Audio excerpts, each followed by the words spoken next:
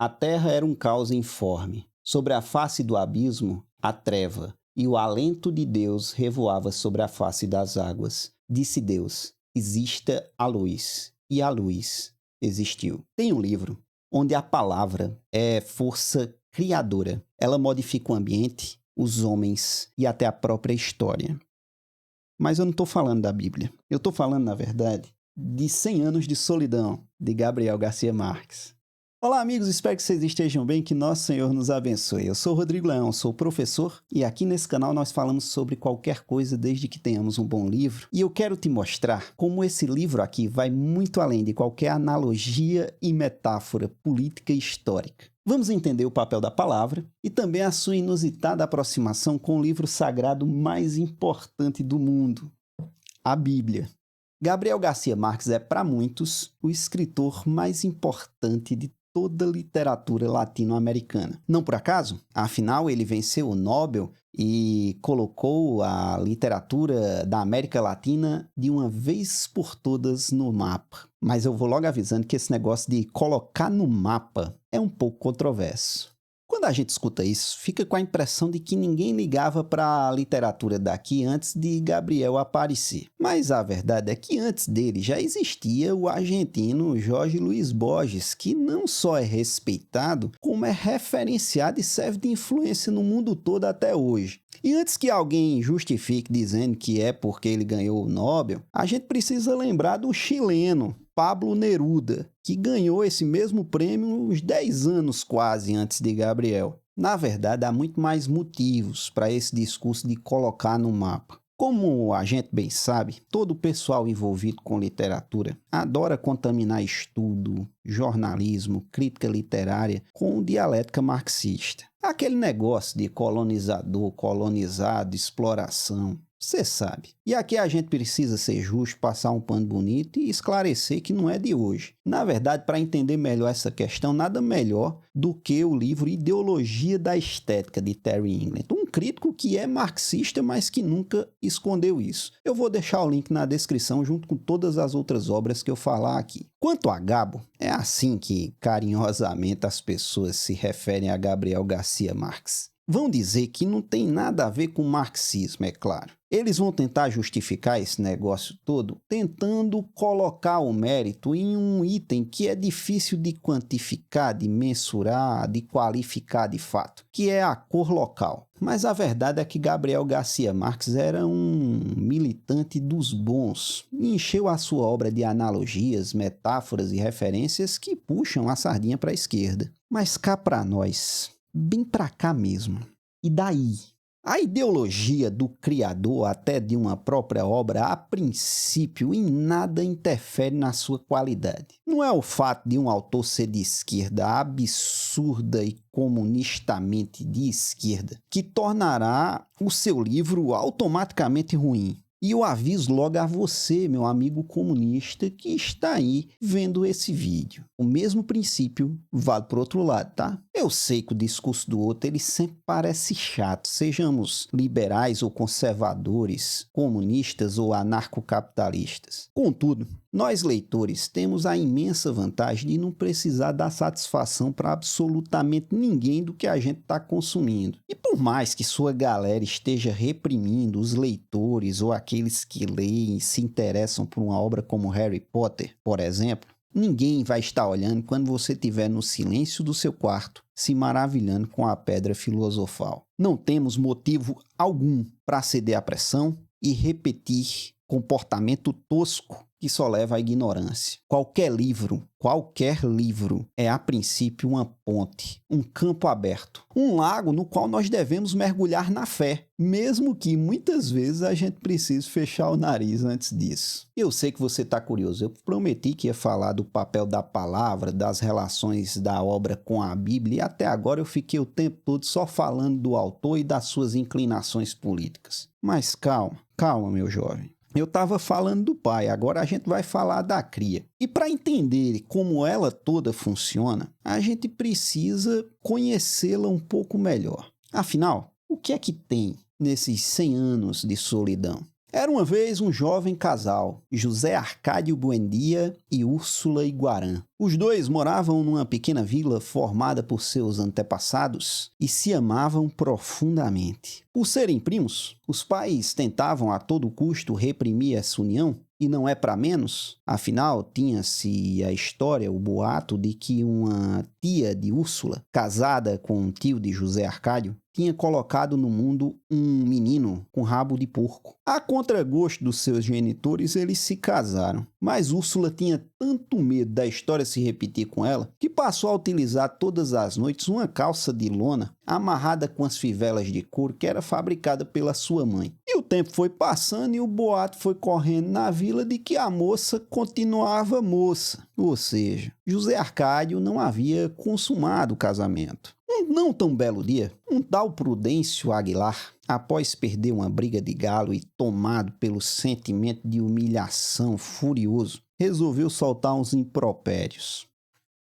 "Meus cumprimentos", gritou. "Vamos ver agora se enfim esse galo faz um favor à sua mulher." O caso, evidentemente, foi resolvido com a vida do nada prudente Prudêncio, que levou também a virgindade de Úrsula. Não ele, mas é que José Arcádio, depois do ocorrido, resolveu ir para casa e finalmente desvirginar a esposa. "Pois se você tiver que parir iguanas, criaremos iguanas", disse ele. "Mas nesta aldeia não haverá mais mortos por sua culpa." Depois disso, o tal de Prudêncio, na verdade o fantasma dele, passou a rondar a casa de José Arcádio, procurando vasilha para lavar as feridas. E o casal tentou conviver com isso durante algum tempo, até que Arcádio perdeu a paciência completamente e foi embora da casa, da vila, deixou tudo. Ele juntou um grupo de homens e mulheres e resolveu procurar o mar. Passou bastante tempo, não encontrou, até que o dia sonhou com uma vila com casas de espelho. Ele funda então a vila de Macondo, onde viverá e prosperará com sua família durante 100 anos de solidão. E você que está aí preparando os dedinhos para reclamar do spoiler, nem perca seu tempo. Tudo isso que eu contei para você acontece ao longo de 6 páginas do livro. 6 de um total de 446. Eu tirei 1,3% da sua emoção. Nossa! Tudo isso, na verdade, é a base da construção de Macondo e da própria narrativa. E como deu para notar, nessa terra, coisas absurdas acontecem com a maior naturalidade do mundo. Um fantasma fica rodando pela casa e tá tudo bem. Acontece. Isso não é narrado com espanto. Nenhum dos personagens se mobiliza como se fosse algo sobrenatural. Tudo isso é corriqueiro, é banal. Esse é um traço fundamental do chamado realismo mágico, onde as coisas se fundem entre absurdo e corriqueiro de uma tal forma que tudo parece normal, orgânico. Em 100 anos a gente tem fantasma perambulando, padre levitando, mulher ascendendo aos céus, borboletas anunciando personagens, longuíssimas hibernações. É uma loucura, uma maravilha. O mais curioso é que nada disso é confuso por si. E vai acontecendo com tanta harmonia dentro da obra que daqui a pouco a gente tem um rastro de sangue atravessando a vila para dar uma notícia e a gente nem estranha. Tudo bem. A confusão, na verdade, acontece por outros 2 motivos, que são narrativa e personagens. Primeiro que o estilo narrativo do seu Gabriel Garcia Marques é aquele que a gente chama de sumário. Ele não mostra, ele diz. Ou seja, ele vai contando a história sem mostrar em detalhes as ações dos personagens. O narrador sumariza tudo, resume, abstrai. Então, por exemplo, no lugar dele relatar como Úrsula se levantou da cadeira e foi à procura de José Arcádio, mostrando os seus passos, as suas ações, e depois não encontrando no escritório, na oficina, ele sumariza tudo isso, abstraindo, falando de outras coisas no meio do caminho. O problema é que isso não é pontual. Isso passa por toda a obra. É praticamente o livro inteiro. E vira uma confusão da desgraça, porque esse estilo narrativo não consegue fixar direito como é um e outro personagem, não fixa a nossa percepção de imediato no cenário, a personalidade, nada. Para piorar, tem uma outra característica do realismo mágico, que é o tempo ser completamente descontrolado e desordenado. Então, por vezes, ele transita entre presente, passado e futuro de uma forma tão mesclada e sem explicar direito em que período está, que a gente se perde completamente. Particularmente, eu não sou muito fã desse estilo narrativo. Acho que deixa a obra chata, dá trabalho para você acompanhar, fica cansativo e a literatura não tem que ser cansativa. Para aliviar um pouco para o meu lado, antes que os fãs de Gabriel comecem a jogar pedra em mim, eu aviso que isso não é opinião unicamente minha. David Lloyd, que é um famoso crítico e escritor britânico, ele concordava exatamente comigo nos mesmos termos. Aliás, raríssimos são os casos de literatura em que a leitura cansativa por si é justificável. Mas aí eu sei que vai ter gente que vai olhar para esse aspecto e vai alegar que isso é parte da alegoria. Afinal, tal qual a vila de Macondo é rodeada por uma densa floresta, um quase intransponível pântano, assim também é a linguagem de Gabriel Garcia Marques.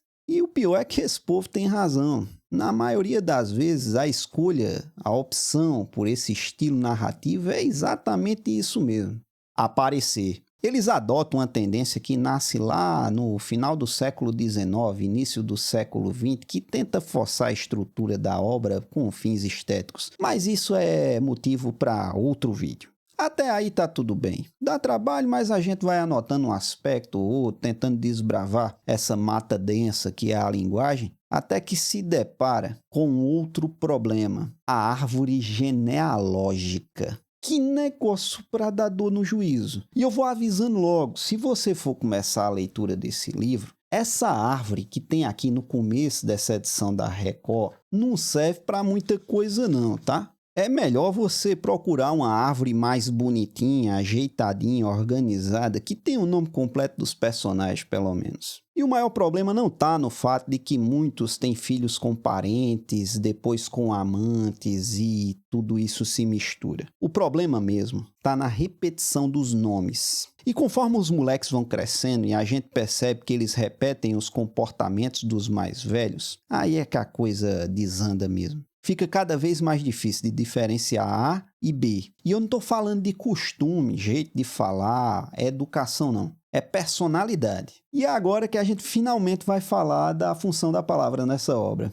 Viu como nem demorou? Eu aproveito para falar que a partir de agora é impossível não soltar pequenos spoilers. Para explicar essa relação, eu vou precisar obrigatoriamente de revelar alguns fatos, pincelar alguns acontecimentos. Não precisa de drama, não é nada que vá comprometer completamente a sua experiência, mas eu deixo aqui o aviso para os mais sensíveis, né? No final das contas, você sempre pode comprar o livro, ler e voltar aqui depois. Mas se você já leu ou até não tem besteira, porque sabe que o importante mesmo não é a revelação dos acontecimentos, mas sim a ordem em que as coisas acontecem, o importante é a viagem, então vamos continuar. Aureliano e José Arcade são mais do que dois nomes, eles são grupos de personagens. É como um modelo pré-fixado em que a gente acrescenta um ou outro detalhe, mas a essência continua a mesma.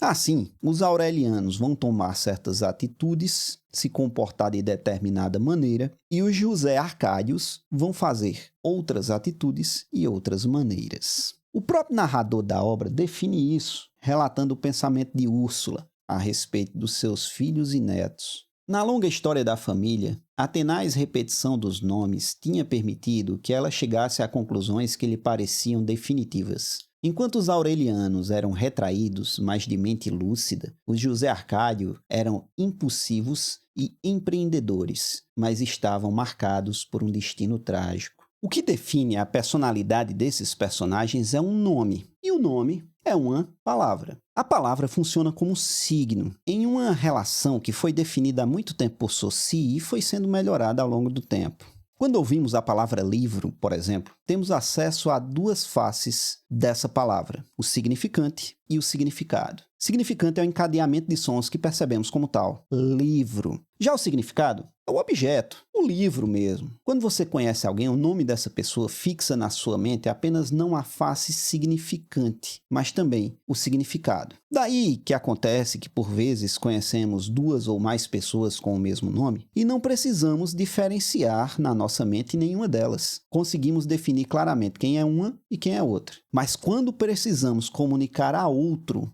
sobre essa pessoa, aí a gente precisa acrescentar um epíteto. Sabe quem é Carlos Cabeção? Carlos, de Irene? Carlos, que joga no time de Joca, em 100 Anos de Solidão, o significante acompanha o significado tanto para os Aureliano quanto para os José Arcádio. Eugen Rosenstock, um filósofo da linguagem, aqui nesse livro A Origem da Linguagem, esclarece que a palavra tem duas realizações possíveis: comunicar, que é algo que os animais também fazem, ou realizar, alterar, construir a realidade. E ele usa como exemplo um juramento, uma confissão, uma lei. O juramento, somente por meio da palavra, firma um contrato. A confissão, usando somente da palavra, livra da culpa. E a lei, usando somente da palavra, é capaz de mudar o funcionamento das coisas. Na Bíblia, é a palavra de Deus que faz o mundo. Ele não pega uma ferramenta e vai lá construir com as próprias mãos. Ele simplesmente diz: faça-se a luz. E a luz se faz. Northrop Frye, um autor que todos que amam literatura deviam conhecer pelo menos uma obra, diz o seguinte no seu estudo sobre a Bíblia, esse livro aqui, O Grande Código, a Bíblia e a Literatura. Quando ele está falando justamente dessa capacidade da linguagem, um corolário desse princípio é o de que pode haver uma magia potencial em todo e qualquer uso das palavras. As palavras, em tal contexto, são palavras de poder ou forças dinâmicas. E ele diz ainda, assim, trocadilhos e etimologias populares que influenciam o nomear de pessoas e lugares afetam a natureza da coisa ou pessoa nomeadas. Ele está falando disso enquanto explica as três faces da linguagem postuladas por um filósofo anterior a ele, Jean-Baptiste Vico, que ele vai utilizar para realizar a sua análise sobre a Bíblia. Para Vico, as civilizações seguem três fases históricas que se traduzem na linguagem: a poética, a heróica e a vulgar. 100 Anos de Solidão, ao longo da narrativa, estabelece um encadeamento muito similar ao que foi postulado por Vico. No princípio, tudo é poético e sequer há uma linguagem definida por completo. Vico chega a dizer, inclusive, que nessa fase é assim mesmo. Muitas das coisas têm que ser resolvidas na base do gesto, apontando o dedo. Olha o que tem logo no começo de 100 Anos de Solidão. O mundo era tão recente que muitas coisas careciam de nome, e para mencioná-las era preciso apontar com o dedo. E nesse mundo de informação, do mesmo jeito que a palavra é quem abre caminho para o pecado lá no paraíso da história da Bíblia, é a palavra que traz a decadência, a loucura, o isolamento, a solidão para a vila de Macondo. Quem solta a palavra na Bíblia é a serpente. Já em Macondo, são os ciganos. Não que eles tragam a palavra propriamente, mas eles trazem uma série de tecnologias, objetos, conhecimentos que o povo até então próspero de Macondo nunca tinha sequer visto e, portanto, eles não sabiam nem como nomear. José Arcádio, o pai, isola-se pela primeira vez e vai sendo tomado por um silêncio justamente após esse contato com o gelo, com a alquimia, com a astrologia e com um livro.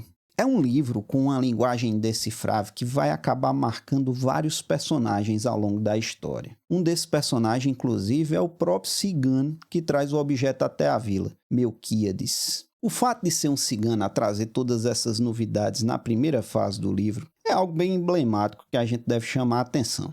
Um cigano ele é um estrangeiro por natureza. Onde quer que ele esteja, ele é estrangeiro. E o que é que define, em primeira instância, um estrangeiro? A língua.